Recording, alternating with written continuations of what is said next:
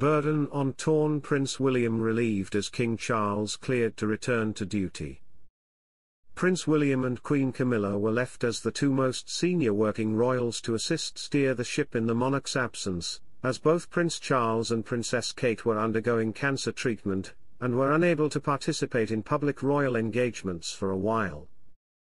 But in a significant development regarding the King's condition, Buckingham Palace has declared that Charles will be allowed to resume his public duties, but, moving forward, his schedule will be closely monitored, so this won't be a full recovery at this time.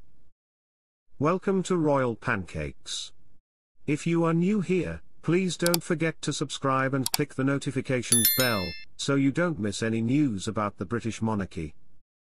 The King has been permitted to resume some tasks because his doctors are sufficiently pleased with the progress made so far, according to a palace official. However, as he continues his cancer treatment, his engagements will be carefully regulated and remain subject to doctors' advice. Prince William will have less work to do as a result of his father's improving health, even though Kate will continue to be off duty for the time being.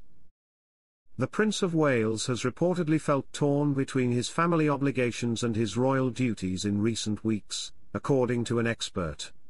William has made it very obvious that if push comes to shove, he will choose his wife and kids before royal obligations, expert and royal commentator Duncan Larkham told the Daily Beast.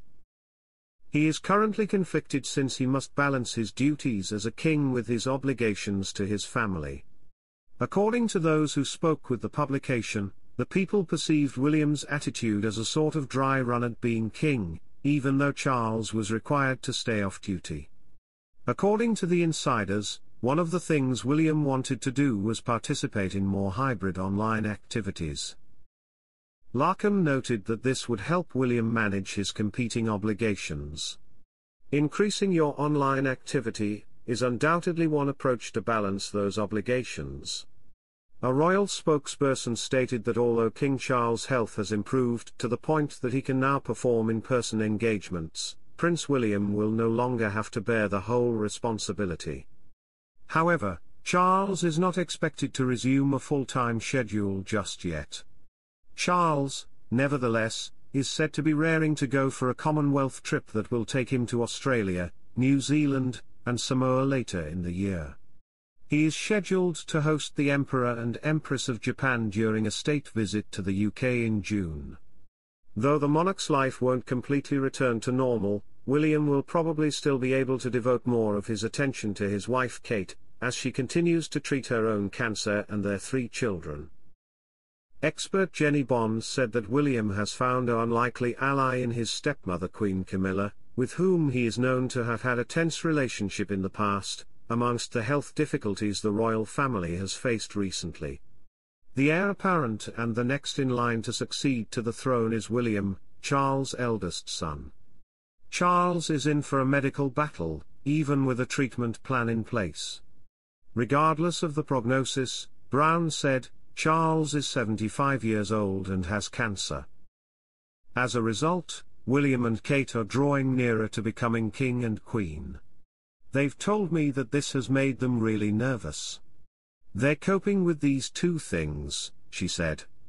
She has 3 young children whom she needs to take care of and inform about her shocking prognosis, so they might become king and queen far sooner than they had planned, possibly even in the next few years if things go wrong. They were trying to control everything, and I think there was real mayhem happening behind the scenes. Despite recent photos of the monarch meeting with the Prime Minister and a small group of veterans, Buckingham Palace has disclosed very little information regarding King Charles's health in the wake of the monarch's cancer diagnosis. The king reportedly received advice not to mingle with big groups of people while receiving treatment. The king found encouragement in Buckingham Palace's announcement on Tuesday that the king would join the royal family at the annual ceremony at St. George's Chapel in the grounds of Windsor Castle on Easter Sunday, March 31st. This will be the biggest function the king has attended in person since it was discovered that he had cancer,